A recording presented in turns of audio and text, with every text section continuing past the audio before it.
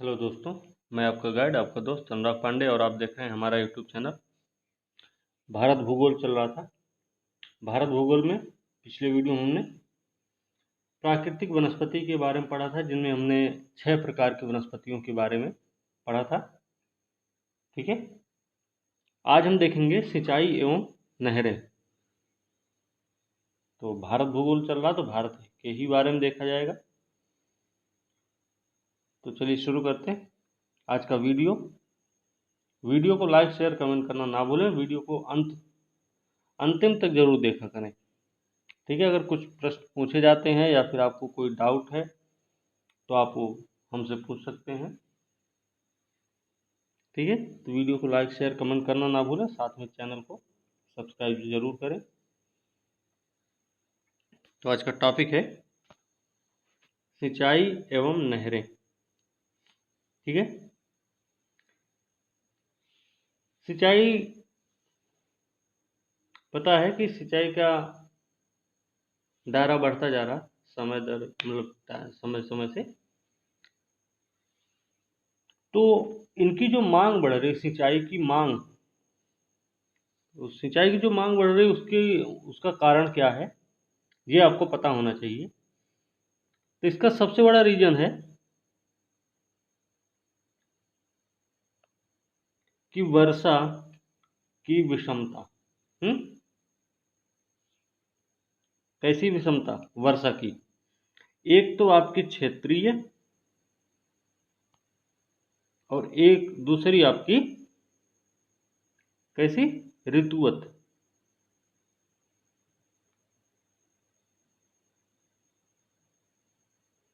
ठीक है, क्षेत्रीय और ऋतुवत असमानता है। दूसरा, वर्षा काल में भारी अंतर और अनिश्चितता रहती है। कभी ज़्यादा बारिश तो कभी कम, कभी सूखा तो कभी बाढ़, ऐसी आती समस्या। उसके अलावा वाणिज्यिक फसलों के लिए ज़्यादा जल की जरूरत पड़ती है। ठीक है, फिर फसलों का बदलता प्रतिरूप। ये 4 रीजन हैं जिनके कारण सिंचाई की मांग बढ़ रही है। ठीक है, तो भारत में अगर हम बात करें तो 62% सिंचाई, भारत की 62% सिंचाई जो है लघु सिंचाई परियोजनाओं से होती है। लघु सिंचाई परियोजना में कुआं है, नलकूप है, पंप सेट है, तालाब है, ड्रिप सिंचाई है, स्प्रिंकल है, एनीकेट के द्वारा की जाती है 62% सिंचाई। ठीक है, इसके अलावा फिर विश्व की सबसे पुरानी और विकसित नहर व्यवस्था के बारे में अगर बात की जाती है तो वो 1927 में बनाया गया, महाराजा गंग सिंह के द्वारा। महाराजा गंग सिंह बीकानेर के रहने वाले थे, इनके द्वारा बनाया गया गंग नहर है 1927 में, जो कि पूरे विश्व में सबसे पुरानी और विकसित नहर व्यवस्था है, विकसित की गई थी। ठीक है, ये कहाँ से है? यह फिरोजपुर के पास में हुसैनी वाला नामक स्थान से सतलज नदी से निकाली गई है। गंग नहर फिरोजपुर में हुसैनी वाला एक जगह है, यहाँ पे सतलज नदी से ये निकाला गया है। ठीक है, फिर पूर्वी यमुना नहर। पूर्वी यमुना नहर की अब बात करते हैं तो पूर्वी यमुना नहर यमुना नदी पर ताजेवाला के पास में है। ठीक है ना, हुसैनी वाला से गंग नहर निकाली गई है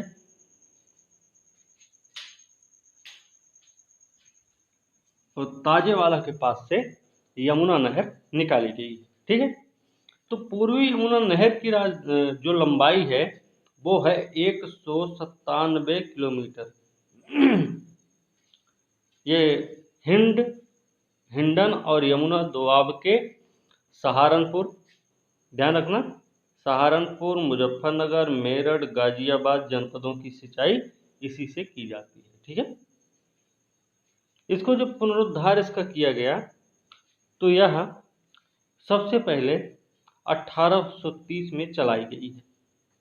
बनी कब थी पूर्वी यमुना नहर?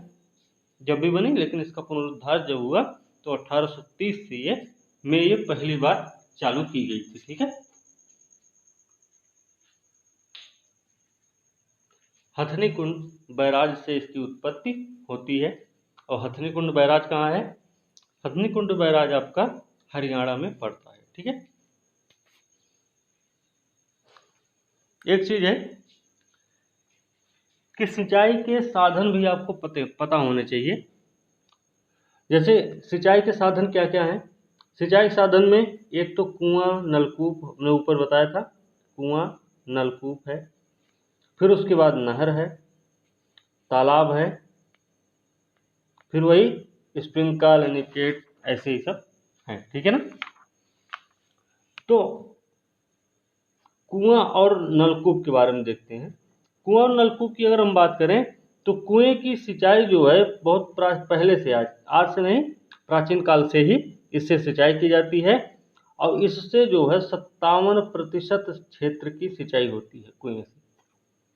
कुआं और नलकूप से 57% क्षेत्र की सिंचाई होती है। और कुएं का लागत मूल्य भी सबसे बहुत कम होता है, सस्ता पड़ता है। यह कहाँ कहाँ इससे सिंचाई होती है? ये होती है गुजरात, गोवा, राजस्थान, महाराष्ट्र और उत्तर प्रदेश में। ठीक है। दूसरी है नहर व्यवस्था। तो नहर व्यवस्था की अगर हम बात करें तो 1960 तक सिंचाई का मुख्य साधन रहा है नहर। ठीक है। ये हरियाणा, उड़ीसा, पंजाब, कर्नाटक, पश्चिम बंगाल और आंध्र प्रदेश में प्रमुख रूप से यूज होता है। और ये मिजोरम जो पूर्वोत्तर राज्य है हमारा, वहाँ पे पूरी तरह से सिंचाई जो है नहर व्यवस्था पर ही निर्भर करती है। ये भी चीज़ ध्यान रखना कि उत्तर पूर्वी राज्य है मिजोरम, जिसकी सिंचाई व्यवस्था पूरी तरह से निर्भर करती है नहर पर ही। ठीक है। अब आता है तालाब। तालाब क्या है? तालाब पहले की अपेक्षा इसकी जो सिंचाई में भागीदारी थी वो घटी हुई है तालाब की। अब इसमें 6% क्षेत्र ही शामिल है, जिसमें से तमिलनाडु पहले स्थान पर है। तमिलनाडु में सबसे ज़्यादा तालाब से सिंचाई होती। ठीक है। फिर उसके बाद उड़ीसा है, कर्नाटक, महाराष्ट्र, केरल, फिर है पश्चिम बंगाल में। ठीक है। ये चीज़ें थोड़ा सा फैक्चुअल थी, हो सकता है स्टेटमेंट के रूप में हो जाए, तो ये चीज़ आपको ध्यान में रखनी है। ठीक है। चलिए अब देखते हैं आगे। आगे है ऊपरी गंगा नहर। ऊपरी गंगा नहर के जनक जो हैं, प्रश्न आ चुका है, तो पीटी काटले नाम है इनका। पीटी काटले ऊपरी गंगा नहर के जनक माने जाते हैं। 1842 में इसका निर्माण हुआ है, 1852 से ये चालू हुआ।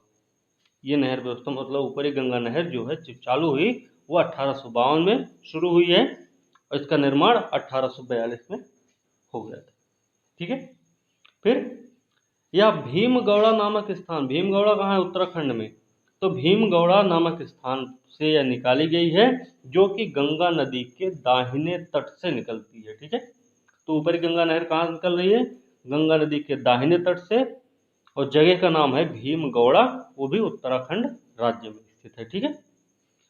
इसकी कुल लंबाई देखी जाए मुख्य नहर की तो 298 किलोमीटर मात्र है। इसकी कुल लंबाई 298 किलोमीटर है। सिंचाई और नौ परिवहन व्यवस्था इसमें शामिल है। ठीक है। तो ऊपरी गंगा नहर में सिंचाई की भी व्यवस्था है और नौ परिवहन की भी व्यवस्था है इसमें। ठीक है। अब अगर हम मुख्य नहर की बात किए थे 298 किलोमीटर, अगर हम पूरी नहर प्रणाली की बात करें तो ये है 6996 मीटर है, 6996 किलोमीटर। ठीक है। ऊपरी गंगा नहर से ही हरदुआगंज ताप विद्युत गृह को पानी दिया जाता है। ऊपरी गंगा नहर से ही हरदुआगंज जो ताप विद्युत गृह स्टेशन हमारा है, उसको इसी से पानी प्रोवाइड कराया जाता है, मतलब पानी की आपूर्ति यहीं से होती है। ठीक है। शारदा नहर, शारदा नहर जो है ये उत्तर प्रदेश की सबसे बड़ी नहर प्रणाली है। ध्यान रखना है, ये प्रश्न आया हुआ है पीसीएस में ही कि उत्तर प्रदेश की सबसे बड़ी नहर प्रणाली कौन सी है, तो आपको पता होना चाहिए शारदा नहर। ठीक है, अब ऊपरी गंगा नहर हो गई, तो निचली गंगा नहर के बारे में भी जान लेते हैं। निचली गंगा नहर का उद्गम होता है बुलंदशहर नरौरा, है ना। उत्तर प्रदेश का परमाणु ऊर्जा स्टेशन भी है ना, नाभिक की संयंत्र की परमाणु ऊर्जा स्टेशन है, ठीक है, नरौरा में ही बुलंदशहर। इसकी स्थापना हुई है, इसका निर्माण कार्य 1878 में पूरा हो गया था, तो अभी चालू ही होगा। ठीक है, मुख्य नहर की लंबाई अगर देखी जाए तो 100 किलोमीटर है और पूरी तरह से 8278 किलोमीटर लंबाई है, पूरे निचली गंगा नहर प्रणाली की लंबाई। ठीक है, प्रणाली का मतलब क्या है और मुख्य का मतलब क्या है, ये मान लीजिए हो गई गंगा नहर निचली। अब इसकी जो लंबाई है ये है आपकी 100 किलोमीटर। ठीक है, 100 किलोमीटर। अब इसमें से कोई यहाँ निकल रही, कोई इधर, कोई इधर, फिर इधर भी निकलेगी नहर, है ना। फिर हो सकता है इनसे भी नहर कुछ निकले छोटी मोटी, तो ये चीज़ें हैं। ये टोटल अगर देखा जाए तो 8278 किलोमीटर, नहीं तो 100 किलोमीटर इसकी मुख्य नहर की लंबाई है। ठीक है, ये है। फिर आता है इंदिरा गांधी नहर परियोजना। इंदिरा गांधी नहर परियोजना की बात करें तो इसका शिलान्यास हुआ था इसका 1958 में। उद्गम कहाँ है, सतलज और व्यास नदी के संगम पर, सतलज और व्यास नदी से हरके बैराज से निकलती है। कौन, इंदिरा गांधी नहर। ठीक है, इंदिरा गांधी नहर सतलज और व्यास नदी के संगम पे बैराज, हरके बैराज से निकल रहा है और विश्व की सबसे बड़ी नहर परियोजना मानी जाती है। इसी नहर के द्वारा राजस्थान में सिंचाई संभव हुई है। ठीक है, ये भी चीज हमें ध्यान रखना है। अब आगे कुछ नहर प्रणालियां हैं, सिंचाई परियोजनाएं हैं, जिनके बारे में जानना जरूरी है। ये प्रश्न सीधे सीधे भी आते हैं एग्जाम में। तो सिंचाई परियोजना एक है मंगलम सिंचाई परियोजना। मंगलम सिंचाई परियोजना कहाँ पे है, केरल में। कौन सी नदी है, भरतपुझा। भरतपुझा नदी पर केरल में मंगलम सिंचाई परियोजना स्थित है। ठीक है, दूसरी माला नहर तंत्र। माला नहर तंत्र दिनशा जे दस्तूर ने प्रस्तावित किया था इसको। माला नहर तंत्र को दिनशा जे दस्तूर ने प्रस्तावित किया था और ये नदी जोड़ने का पहली बार विचार किसने दिया है, नदियों को जोड़ा जाने का विचार जो दिया पहली बार, वो दिए थे विश्वेश्वरैया जी। ठीक है, फिर हरियाली योजना है। हरियाली योजना किससे संबंधित है, ये जल संग्रहण विकास योजना है, 2003 में स्थापित हुई थी। ठीक है, ये प्रश्न आ चुका है पहले। हरियाली योजना जल संग्रहण विकास योजना है 2003। प्रधानमंत्री कृषि सिंचाई योजना कृषि की मानसून पर निर्भरता को कम करने, हर खेत तक सिंचाई सुविधा पहुंचाने के लिए शुरू किया गया 2015 में। ठीक है, अच्छा हम परियोजनाओं के बारे में देख रहे हैं, नदी परियोजना के बारे में। तो हमें पता होना चाहिए कि भारत की जो सिंचाई परियोजनाएं हैं वो 3 तरीके की हैं। प्रश्न आता है वो 3 तरीका कौन सा है, एक तो है लघु और एक है मध्यम और एक है वृहद। अंतर क्या है तीनों में। लघु सिंचाई परियोजना 2000 हेक्टेयर से कम भूमि की सिंचाई होती है इससे। ठीक है, 2000 हेक्टेयर से कम क्षेत्र की सिंचाई लघु सिंचाई परियोजना से होती है। ये इसमें कुआं, नलकूप, पंप सेट हमने बताया था पहले भी। फिर मध्यम सिंचाई परियोजना में क्या है, 2000 से 10,000 तक हेक्टेयर क्षेत्र की सिंचाई की जाती है। ठीक है। इसी तरह बृहद सिंचाई परियोजना है, तो बृहद सिंचाई परियोजना 10,000 हेक्टेयर से अधिक क्षेत्र की सिंचाई की जाती है। इसमें बड़ी और मध्यम परियोजना से 38% क्षेत्र सिंचित होते हैं। ठीक है, ठीक है ना। चलिए अब आगे देखते हैं।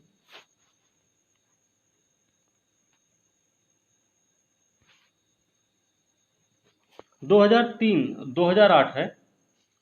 2008 में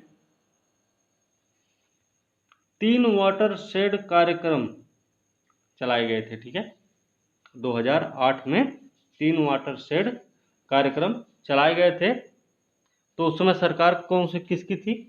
सरकार थी यूपीए की, है ना। तो ये 3 वाटर शेड जो कार्यक्रम रहे हैं, इसमें एक है समेकित बंजर भूमि विकास कार्यक्रम। ये प्रश्न आ चुका है पहले, यूपीएससी में आया हुआ है। समेकित बंजर भूमि विकास कार्यक्रम, सूखा प्रवण क्षेत्र कार्यक्रम, मरुभूमि विकास कार्यक्रम। ठीक है, इन तीनों को बाद में मिला दिया गया। इन तीनों को जब बाद में मिलाया गया तो उनका नाम, नया नाम क्या हुआ?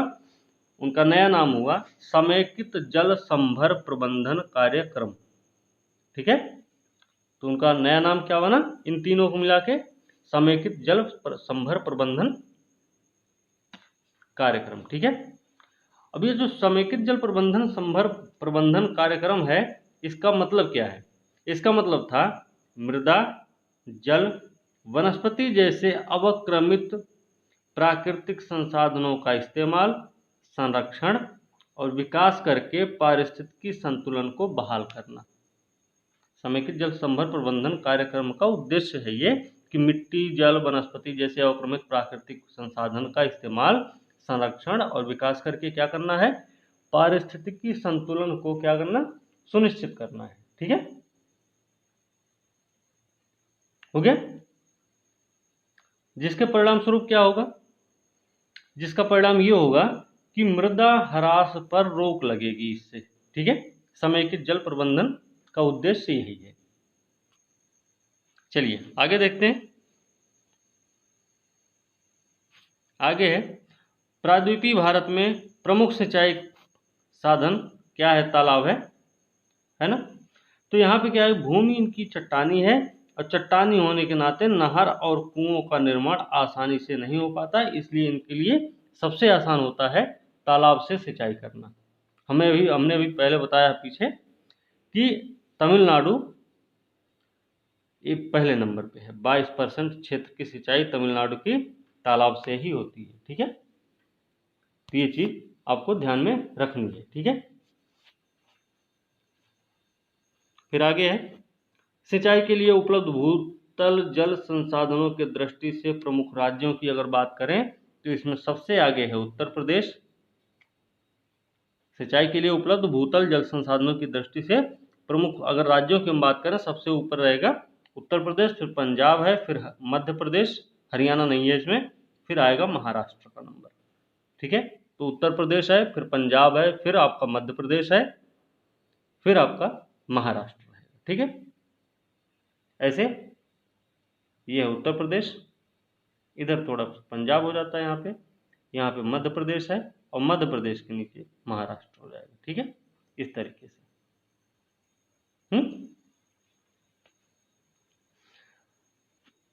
अच्छा, दक्षिण भारत में सिंचाई व्यवस्था के अग्रदूत माने जाते हैं, नाम है आर्थर कॉटन, नाम है इनका। ठीक है, तो ये चीजें ध्यान रखनी है, ये भी एक बार प्रश्न में आ चुका है पहले। ठीक,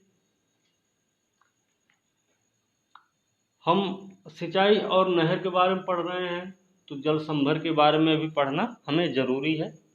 तो जल संभर क्या होता भाई?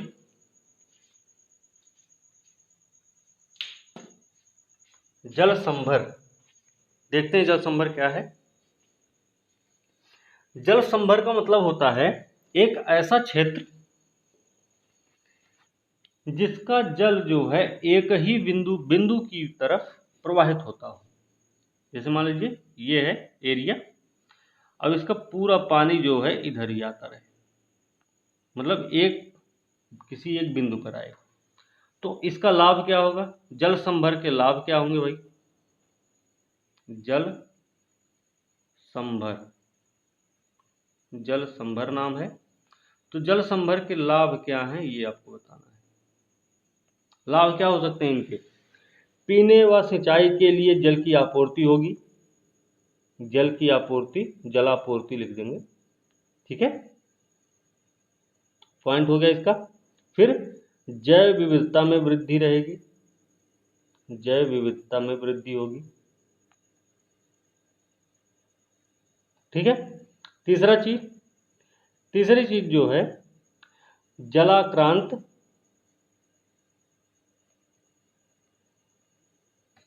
और लवणता में कमी होगी, माइनस नेगेटिविटी देखी जाएगी, ठीक है। फिर कृषि उत्पादकता में भी वृद्धि होगी, कृषि उत्पादन और उत्पादकता में भी वृद्धि होगी। ये जल संभर के ही फायदे हैं सब। वनों के कटाव में कमी, इनको आप नोट डाउन भी कर सकते हैं, कटाव में कमी होगी। फिर जीवन स्तर उच्च रहेगा लोगों का, क्योंकि उनको पानी की कमी नहीं होगी, ठीक। इसके अलावा रोजगार भी मिलेगा लोगों को, है ना।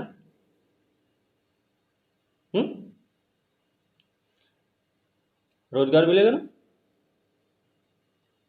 एक चीज और होगा कि स्थानीय लोगों की जो सहभागिता बढ़ेगी उसमें, तो उससे क्या होगा कि आपसी मेल जोल भी लोगों के बढ़ेंगे फिर, ठीक है। एक फायदा ये भी है। तो ये सामाजिक आधार पे ये वाला फायदा मिलेगा, ठीक है। लेकिन ये सब तो मिलेंगे, ये सब फायदे हैं इसके, लेकिन फिर भी जल संभर विकास जो कार्यक्रम था उसके इच्छित परिणाम नहीं मिल पाए। उसका रीजन क्या था? उसका रीजन था कि हमारे पास वैज्ञानिक सोच का अभाव है, ठीक है। सोच की कमी है। दूसरी चीज तकनीकी कमी है हमारे पास में, ठीक है, तकनीकी कमियां हैं बहुत सारी। फिर स्थानीय लोग सहयोग नहीं कर रहे हैं, स्थानीय लोग क्या है, सहयोग नहीं कर रहे हैं। फिर एक सबसे बड़ी बात है कि जो विभाग हैं, बहुत सारे विभाग डिपार्टमेंट्स हैं, उनमें आपसी मेल जोल भी नहीं है, उनमें आपसी मेल जोल का भी अभाव, आपसी सहयोग का भी अभाव है, ठीक। इसके अलावा पृथक मंत्रालय भी नहीं है इसका कोई।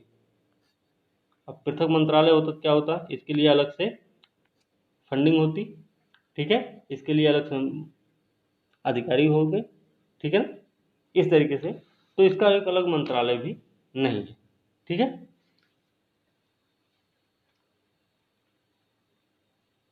ठीक है, तो इसी के साथ वीडियो अच्छी लगी होगी, लाइक शेयर कमेंट जरूर करें, साथ में चैनल को सब्सक्राइब करें। अगर कोई भी डाउट है तो आप उसे पूछें हमसे, ठीक है। और कुछ लगता है तो आप उसे कमेंट करके बता भी सकते हैं, ठीक है ना। तो आज का वीडियो यहीं पर समाप्त करते हैं, अगली वीडियो के साथ कल मिलेंगे। तब तक के लिए धन्यवाद। वीडियो को लाइक शेयर कमेंट करना ना भूलें, साथ में चैनल को भी सब्सक्राइब जरूर करें, ठीक।